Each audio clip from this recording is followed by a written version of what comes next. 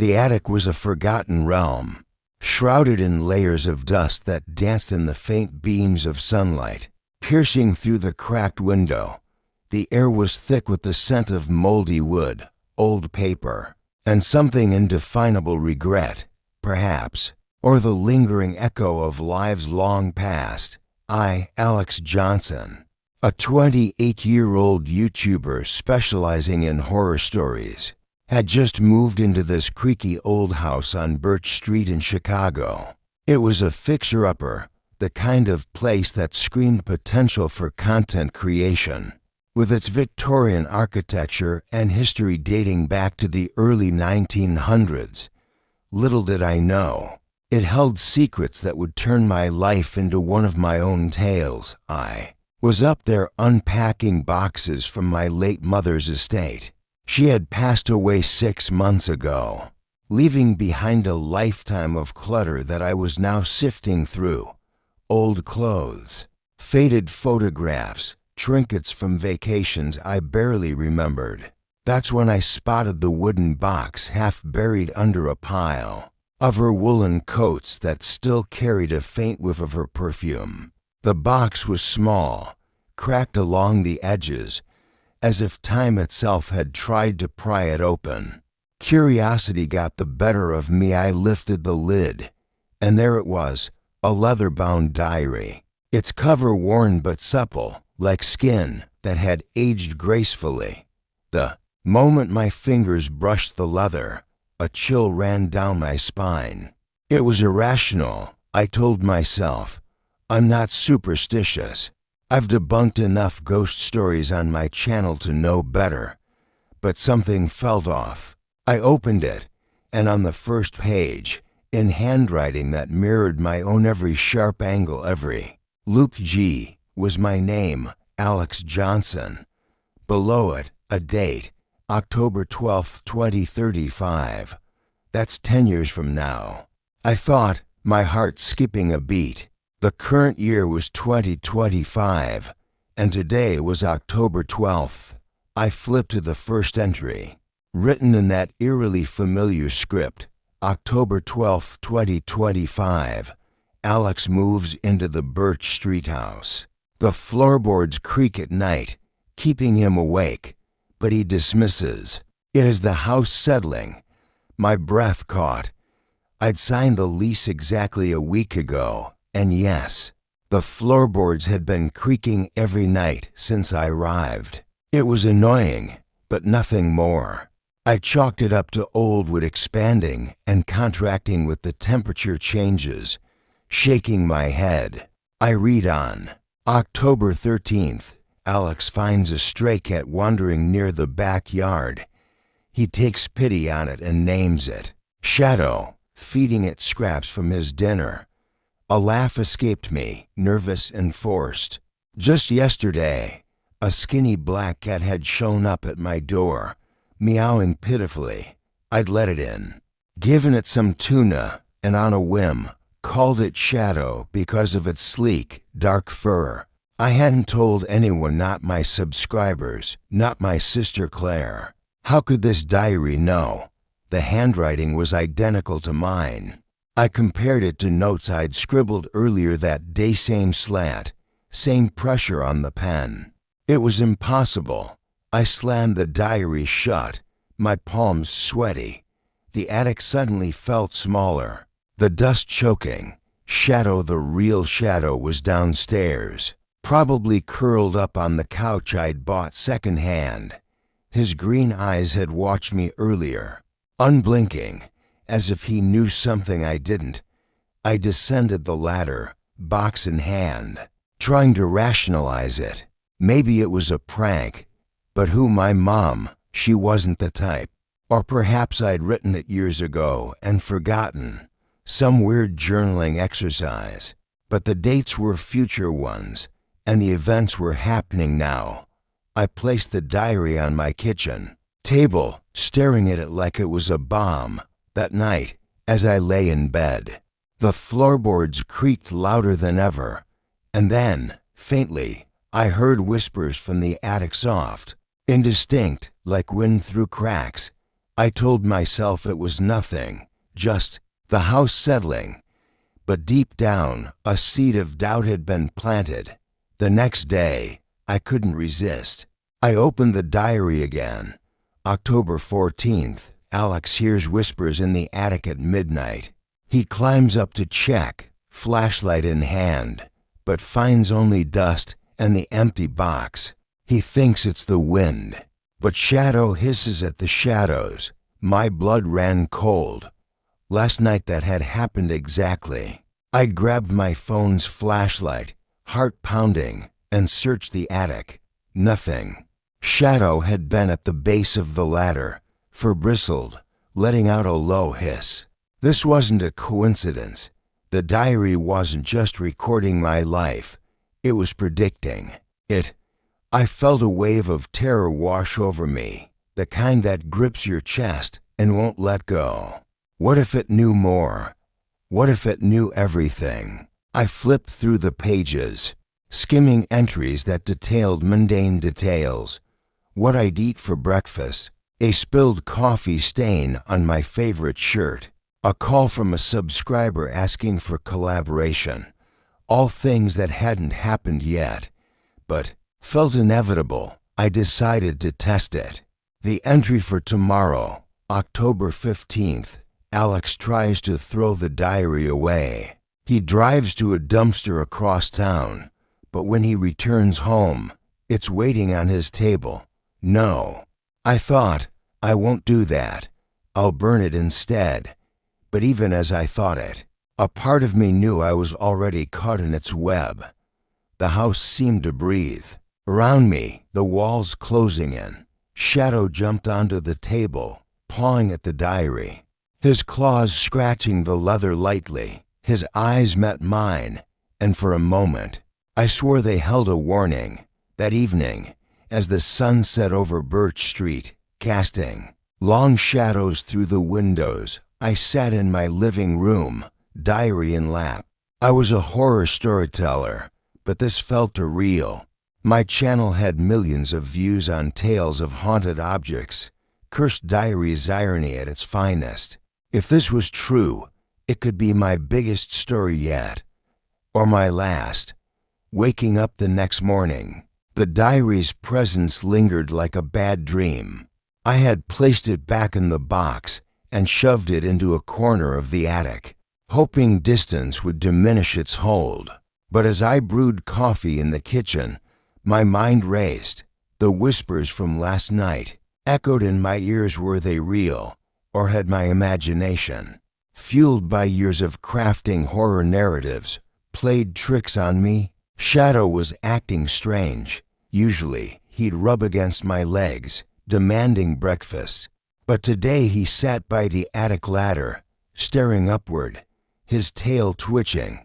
I fed him, but he ignored the bowl, instead letting out a low growl. "What's wrong, boy?" I asked, kneeling down. His green eyes flicked to me, then back to the attic. A shiver ran through me. I tried to focus on work. My YouTube channel, Alex's Nightmares, needed new content. I was planning a video on urban legends from Chicago, but concentration eluded me. Every creak in the house made me jump. By noon, I couldn't take it anymore. I climbed to the attic, retrieved the diary, and opened it to today's entry, October 15th. Alex feels the pull. He tries to throw the diary away, driving to the dumpster on Elm Street, but it returns untouched. To his kitchen table, I stared at the words. Elm Street was across town, where I'd thought of going yesterday. No, this was nonsense. I wouldn't follow the script. Instead, I grabbed my keys and headed out, diary in a plastic bag. But as I drove, my mind wandered. What if it was right? What if I couldn't escape? I reached the dumpster, tossed the bag in, and watched it disappear among the trash. Relief washed over me. Back home, I edited my video, feeling normal again. Shadow curled up on the couch, seemingly calm. But as evening fell, I went to the kitchen for dinner, and there it was, the diary on the table. Open to a new line. Alex ignores the warnings at his peril. My knees buckled. I sat down, flipping through the pages. The handwriting was mine, but I hadn't written it. How was this possible? I called my sister Claire, my voice trembling. Claire, you have to come over. Something weird is happening. She laughed it off. Alex, you're always into spooky stuff. I'm busy with work, maybe next week. The entry had predicted it. October 16th. Claire refuses to visit, saying she's too busy. That night, the whispers returned, louder, more insistent. They sounded like voices multiple, arguing in hushed tones. Shadow hissed, pacing the room. I grabbed a flashlight and climbed to the attic. The beam swept over boxes, cobwebs, but nothing unusual. Yet the air felt charged, like before a storm. As I descended, the ladder creaked under me, and for a moment, I swore I felt a hand brush my ankle. The following days blurred into a nightmare. The diary's predictions came true one by one. A spilled coffee on my gray hoodie, exactly as written. Losing my keys under the couch, found them there, heart pounding. Each event felt like a noose tightening. I researched online, searching for similar stories. Old forums mentioned cursed objects, diaries that foretold fates, but nothing concrete. Shadows. Behavior worsened. He'd claw at the attic door, yowling at night. One evening, as I read the diary, he jumped onto my lap, pawing the pages, his claws tearing a small rip. The tear healed before my eyes, the paper knitting back together. I dropped the book, backing away. The whispers laughed, a low, mocking sound from the walls. I decided to dig deeper. The diary had a name etched faintly on the back, Siddiqui. Who was that? I spent hours Googling, finding an old newspaper article from 1925 about a family on Birch Street. Elias Siddiqui, an immigrant writer, had vanished after claiming his journal knew the future. Locals whispered of a curse, souls trapped in ink. The house felt alive now, watching. Every shadow seemed to move just out of sight. I locked the diary away, but it reappeared. The predictions grew darker. October 19th. Alex sees a shadow in the hallway. It's not his own. That night, editing late, the hallway light flickered. A silhouette appeared, tall, with my build, but the eyes were empty voids. It turned, and I saw my face, twisted in a grin. I blinked, it was gone. Shadow yowled, hiding under the bed. Terror gripped me. This wasn't a story, it was real. I had to stop it, but how? The diary's grip tightened with each passing day, its predictions weaving into the fabric of my reality like threads in a tapestry I couldn't unravel. I woke up every morning with a sense of dread, checking the pages first thing, as if they held the key to surviving the day.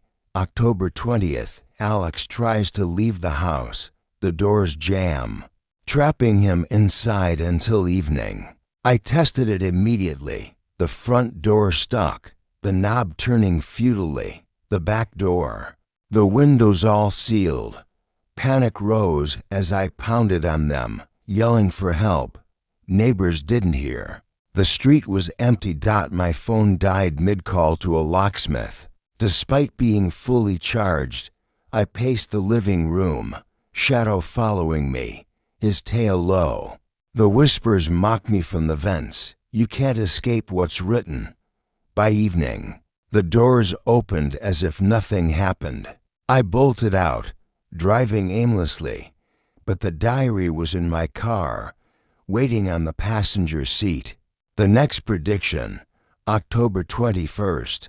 Alex visits the library, seeking answers about Siddiqui.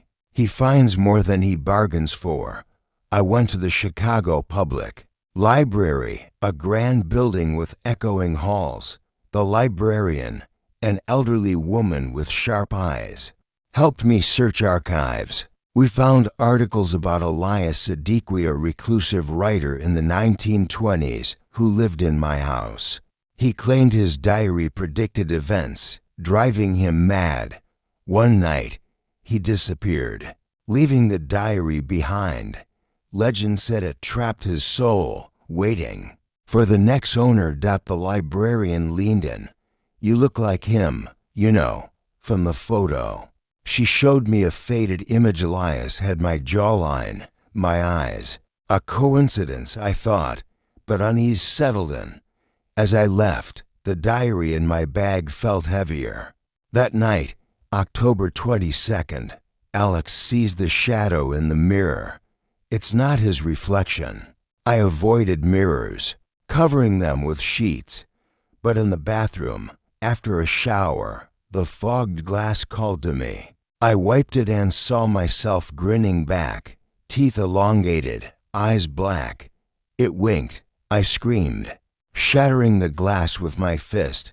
Blood dripped, but the cut healed instantly. Shadow fled. Hiding for hours, the whispers chanted, "Closer now, Alex. It's coming." I read the diary obsessively, the entries detailing my thoughts, my fears. It knew everything: my childhood memories, my mom's death, my channel's secrets. How? I tried burning it again, in the backyard under the moon. The flames licked the leather, but left no mark. The pages flipped open. Alex hears the truth soon. The whispers spoke clearly. "You are the writer." Confusion swirled. Was I Elias reincarnated? Or something worse? Days blended. Predictions of small terrors, a power outage at midnight. Shadow scratching words into the wood. "Run," that vanished by morning. I filmed a video about it, but when I played it back, my voice was distorted, saying things I hadn't. The diary is me. Terror became my constant companion. The house pulsed with life, walls breathing, floors shifting. Shadow grew thin, his hisses weak. I knew the end was nearing, but the diary's final pages were blank, waiting for me to fill them.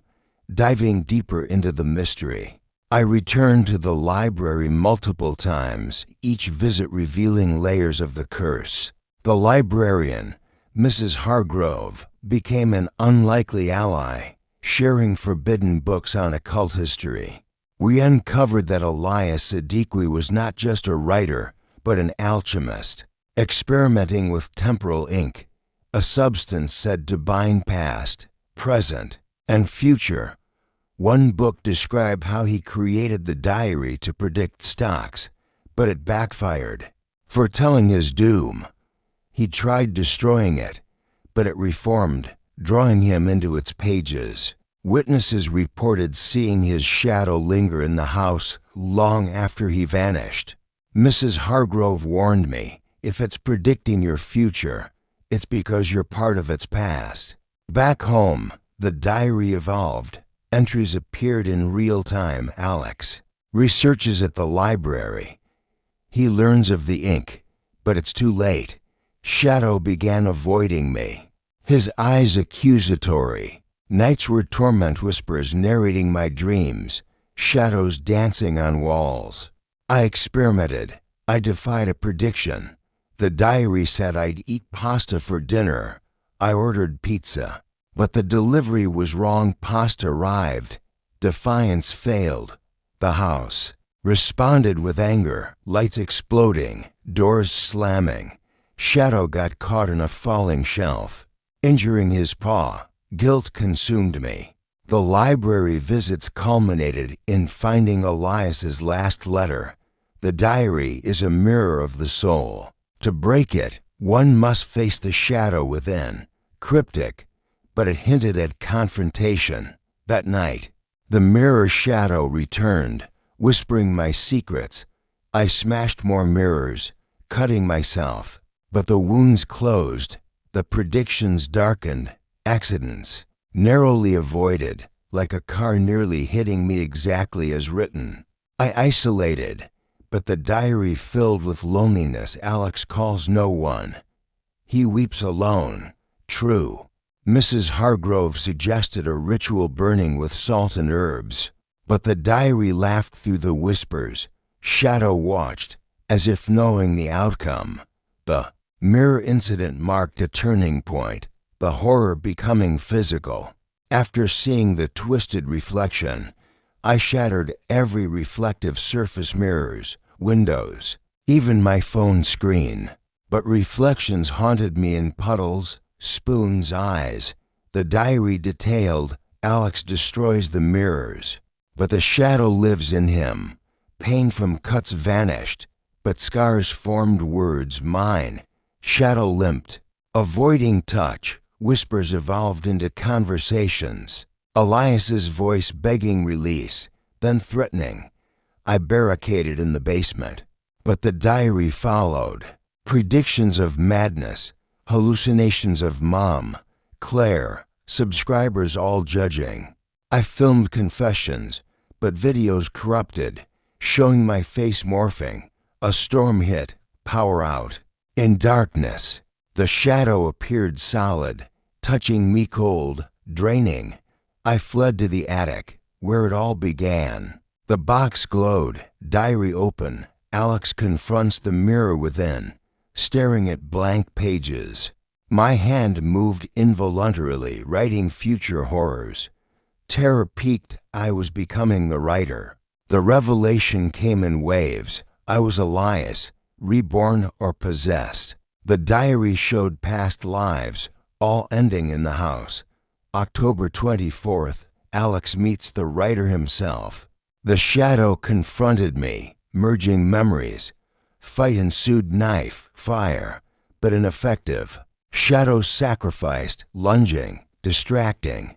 I wrote in the diary, the shadow breaks, but it pulled me in. Trapped in pages, I saw the cycle. House feeds on souls via diary. Attempts to warn fail, words twist. Final warning, don't read if found. Cycle continues.